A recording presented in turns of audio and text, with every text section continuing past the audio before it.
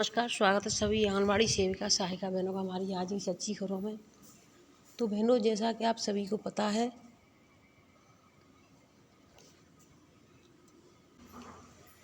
कि शाम को हमने जो वीडियो डाली थी उसको जा कर के देख लें। बहुत ज़रूरी आदेश है। 29 तारीख का निकला हुआ आदेश था, तो आज यानी 1 तारीख हो चुकी है। अब देखिए योगी जी क्या कह रहे हैं और कौन क्या कह रहा है, इसको देखिए। आप इसको देख लें एक बार वीडियो को और शेयर अवश्य कर दें। तो योगी जी का कहना है, कार्यकर्ताओं का मानदेय 2000 किया योगी। यानी देखिए फिर से झूठ जुमला शुरू हो चुका है। मुख्यमंत्री योगी आदित्यनाथ ने विधानसभा में मंगलवार को परिषदीय स्कूलों में रसोइयों और आंगनबाड़ी कार्यकर्ताओं के मानदेय से जुड़े एक सवाल पर सभा पर कड़ा प्रहार किया। उन्होंने कहा कि वर्ष 2012 से 17 तक में समाजवादी पार्टी की सरकार थी और तब रसोइयों को जो मानदेय मिलता था वो सिर्फ 500 रुपये से भी कम था। आप लोगों ने दूसरा अन्याय उनके साथ ये किया कि जिनके बच्चे नहीं पढ़ेंगे उनको सेवा से हटा दिया जाएगा। यही इनके चयन में भी भेदभाव होता था। हमारी सरकार ने 2022 में उनके मानदेय में दोगुनी, यानी रसोइया बहनों का, यानी रसोइया जो बनाती हैं उनका मानदेय दोगुनी कर दी गई है। उनके मानदेय न्यूनतम 2000 रुपये किया। मुख्यमंत्री ने कहा कि इन सभी ने कोरोना काल में अपनी सेवाओं के माध्यम से शासन की योजना को प्रत्येक परिवार तक पहुंचाने में अभिनंदनीय काम किया है। वही इस वजह है कि आंगनबाड़ी कार्यकर्ती हों या आंगनबाड़ी सहयोगिनी हों, इन सब के मानदेय में वृद्धि भी की है और इन्हें टैबलेट से अच्छादित करने के साथ साथ अतिरिक्त आय का प्रावधान भी किया है। अब देखिए टैबलेट किस आंगनबाड़ी को, ऐसी कौन सी आंगनबाड़ी है उत्तर प्रदेश में जिसको टैबलेट मिली है? कोई आंगनबाड़ी को टैबलेट नहीं मिली है। सिर्फ ये सीएम ने कार्यकर्तियों के मानदेय से जुड़े सवाल पर सभा पर प्रहार किया। सीएम बोले, कार्यकर्तियों ने कोरोना काल में किया सराहनीय कार्य। अब देखिए यहाँ पर देखिए और आगे इसमें क्या क्या। महिला अपराधों से निस्तारण में यूपी नंबर 1 रहा। मुख्यमंत्री योगी आदित्यनाथ ने मंगलवार को विधानसभा में कहा कि महिला अपराधों के निस्तारण में यूपी नंबर 1 रहा। योगी ने बताया कि प्रदेश में इस दिशा में कई अन्य प्रयास हुए हैं। इन्वेस्टिगेशन ट्रैकिंग सिस्टम और सेक्सुअल ऑफेंसेज से राहत के तहत प्रदेश के अंदर प्रॉपर मॉनिटरिंग की गई है, जिसका परिणाम है कि पेडेंसी रेट में तेजी से कमी दर्ज की गई है। प्रोसिक्यूशन में उत्तर प्रदेश में नंबर 1 स्थान पर है। महिला और बाल अपराध संबंधी अभियोगों को निस्तारण में यूपी में प्रथम स्थान पर है। तो देखिए बहनों, मैं इसको नहीं पढ़ूंगी, मैंने आपको बता दिया कि रसोइयों का दोगुना कर दिया। आंगनबाड़ियों को टैबलेट मिल चुकी है, चाहे वो मिली या ना मिले, उन्होंने बोल दिया। कौन पूछने आ रहा है, कौन देखने आ रहा है? और 2000 रुपये बढ़ा दिए। देखिए कार्यकर्तियों का मानदेय 2000 रुपये किया। अब दूसरा आदेश भी देख लीजिए। प्रयागराज से सीडीपीओ का निलंबित रद्द कर दिया गया। ये लखनऊ की खबर है। इलाहाबाद हाईकोर्ट की लखनऊ पीठ ने एक फैसले में प्रयागराज के बाल विकास परियोजना अधिकारी सीडीपीओ श्रेणी 2 के निलंबन आदेश को रद्द कर दिया। कोर्ट ने कहा कि सीडीपीओ को दी गई चार्जशीट और निलंबित आदेश रद्द करने योग्य है। न्यायमूर्ति राजेश सिंह चौहान की एकल पीठ ने यह आदेश निलंबित सीडीपीओ अमृत कुमार सिंह की याचिका को मंजूर करके दिया। याची ने बाल विकास सेवा एवं पुरस्कार निदेशक द्वारा पारित निलंबित आदेशों को चुनौती दी थी।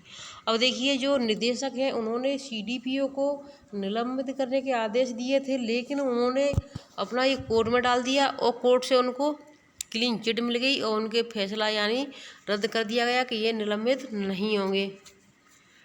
निलंबित का आदेश उनका रद्द कर दिया गया और उन्हें बोल दिया गया आदेश के यानी जो निलंबित का जो आदेश है वो रद्द करने योग्य है। और देखिए हर चीज़ यानी कोर्ट के फैसले पर हो रही। कहीं कोर्ट को कोई मानता नहीं है। कोर्ट में जाते हैं लेकिन कोर्ट में सुनवाई नहीं होती है। कोर्ट ने आंगनबाड़ी बहनों के लिए बहुत कुछ कहा था, लेकिन उसको भी कोई नहीं मानता है।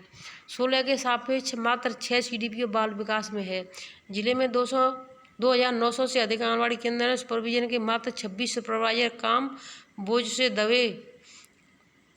दबे बाल विकास परियोजना अधिकारी कर्मचारी तकनीकी ज्ञान के अभाव में कार्यकर्तियों व पुराने लोगों के मोबाइल व लैपटॉप पर काम करने दिक्कत मानदेय काम करने वाली कार्यकर्तियों को विभिन्न विभागों में 50 से ज़्यादा सौंपे गए हैं। ये शाहजहाँपुर की खबर है।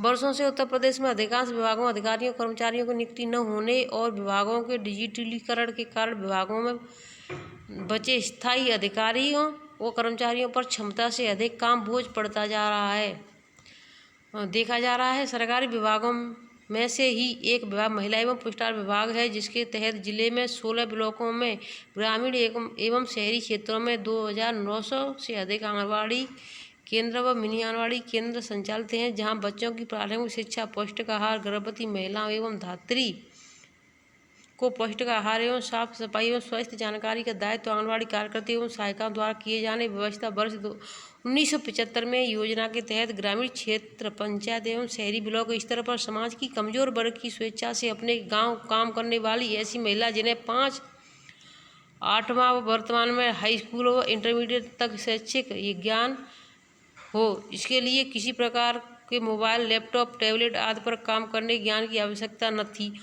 और उसी व्यवस्था के तहत आंगनबाड़ी कार्यकर्ता व सहायिका नियुक्त होती गई हैं और जिनके कार्यों की देखरेख एवं सुपरविजन के लिए जिला स्तर जिला कार्यक्रम अधिकारी, ब्लॉक स्तर पर परियोजना अधिकारी तथा 25 आंगनबाड़ी केंद्रों पर एक सुपरवाइजर मुख्य सेविका होनी चाहिए।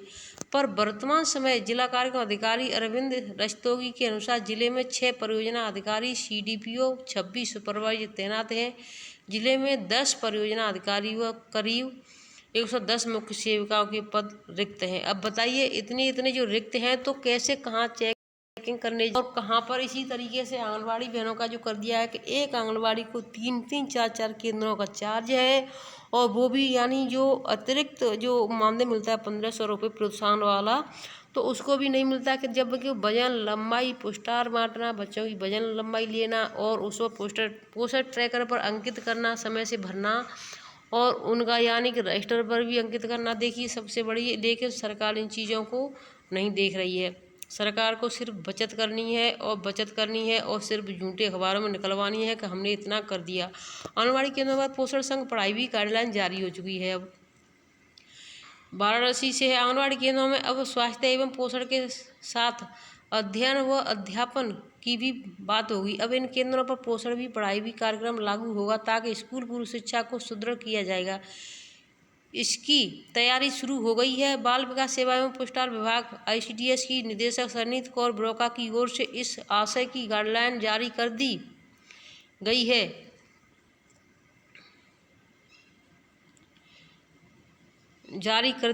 इसमें कहा गया है कि राष्ट्रीय शिक्षा नीति 2020 में प्रावधान किया गया है कि 3 से 6 वर्ष के बच्चों की स्कूल रेडीनेस प्रोग्राम से जोड़ा जाए ताकि इन बच्चों को स्कूल में बैठने की आदत पड़ सके। पिछले साल ड्रॉप आउट बालक व बालिकाओं की संख्या 1872 थी। निदेशक ने इस प्रोग्राम को गंभीरता से लेने के निर्देश दिए हैं ताकि स्कूल ड्रॉप आउट पूरी तरह शून्य हो सके। कार्यकर्ता व कर्मचारी होंगे अपडेट। ICDS से जुड़े अधिकारी, कर्मचारी व आंगनबाड़ी कार्यकर्ता को दक्ष किया जाएगा ताकि बच्चों को शिक्षा दे सकें। इसकी ट्रेनिंग लखनऊ में होगी। व्यवस्था को इसी सत्र में प्रभावी करने का भी निर्देश है। बेसिक स्कूल का पैटर्न आंगनबाड़ी केंद्रों में सिर्फ स्वास्थ्य एवं पोषण पर ही बल दिया जाता है। अनौपचारिक शिक्षा के तहत अक्षर पहचान आदि की जानकारी दी जाती है। उन्हें विविध बेसिक स्कूल के पैटर्न पर प्रारंभिक शिक्षा देने की तैयारी है। अब बहनों आप देख लो इसमें यानी क्या किया गया है। अपडेट होंगे, क्या होंगे, आंगनबाड़ी और कर्मचारी अपडेट होंगे ताकि वो दक्ष कार्यकर्ताओं को दक्ष किया जाएगा। दक्ष यानी परीक्षा दी जाएगी, बच्चों को शिक्षा दे सकें। इसकी ट्रेनिंग लखनऊ में होगी। अब इसकी ट्रेनिंग लखनऊ में होगी बहनों, इसको देख लें आप। वीडियो को शेयर करें, चैनल सब्सक्राइब करें। फिर मिलेंगे आपसे नई अपडेट के साथ। अब आंगनबाड़ी बहनों को यानी लखनऊ में सभी को बुलाया जाएगा या फिर कम करके बुलाया जाएगा। जैसे कि पहले ज़िले पर 1-2 आंगनबाड़ी, 2 सुपरवाइजर, CDPO गए थे, उसके बाद फिर ब्लॉकों में कराया गया था। हो सकता है इस प्रकार से किया जाए, ज़िले से 1-2 आंगनबाड़ी सुपरवाइजर, CDPO जा सकें। हो सकता है यानी लखनऊ से यहाँ ही सबको बुलाया जाए। जिसे ब्लॉकों पर दिया जाए प्रशिक्षण, जो भी होगा आगे आएगा हम आपको आदेश के साथ अवश्य दिखाएंगे। लेकिन आपके लिए तैयारी अवश्य कर लें कि यानी कौन कौन से प्रश्न आ सकते हैं, कौन कौन सी तैयारी करनी है। और वीडियो को ज़्यादा से ज़्यादा शेयर करें बहनों, चैनल को सब्सक्राइब करें। जिन बहनों ने सुबह की वीडियो नहीं देखी है, कल की और शाम की नहीं देखी है, तो जा करके देख लें, चैनल सब्सक्राइब कर लें। और जब तक आप बेल आइकन में ऑल को नहीं दबाओगी, आप किसी भी कार्य को पूरा नहीं कर पाओगी, क्योंकि आपको पता ही नहीं चलेगा कि हमने वीडियो डाल दिया है। और एक मेन चीज़ है अभी जो चल रहा है कि यानी आपको पता है आदेश निकल चुके हैं, और वो आदेश क्या एकदम कठोर है कि अगर कोई आंगनवाड़ी कार्य नहीं कर रही है तो उसके प्रति कठोर कार्रवाई की जाए। वो क्या है, यानी मातृत्व वंदना योजना, उसको कैसे चालू करना है, कौन सी वीडियो है उसमें हम कैसे कौन सा ID पासवर्ड डालें, ये सब वीडियो हमने डाल दी है। और जब ID पासवर्ड डाल के आपका खुल जाए, फिर आपको देखना कैसे क्या कहाँ पर भरना, वो वीडियो हमने अलग डाल दी है, तो उसको भी जाकर देख लें, जिससे कि आप किसी भी लाभार्थी को जो बहनें अंकन करना शुरुआत कर दें वो कर दें। वैसे इसका विरोध भी होना चाहिए, क्योंकि रिचार्ज का पैसा नहीं मिलता है, हर चीज़ की जिम्मेदारी आंगनवाड़ियों के सर पर बोझ बनती जा रही है। तो सबसे पहले आवाज़ उठाएं हर आंगनवाड़ी, हमें रिचार्ज का पैसा समय से मिलना चाहिए। समय से क्या, बिल्कुल आया ही नहीं है, एक बार आया है सिर्फ यूपी में रिचार्ज का पैसा 2018 के बाद 2019 में, उसके बाद कोई पैसा नहीं आया है। तो बहनों मैं आपसे कहना चाहूँगी, रिचार्ज के लिए आवाज़ उठाएं, वीडियो पर ज़्यादा से ज़्यादा कमेंट करें, जिससे कि हम अधिकारियों तक इनको पहुँचा सकें। धन्यवाद।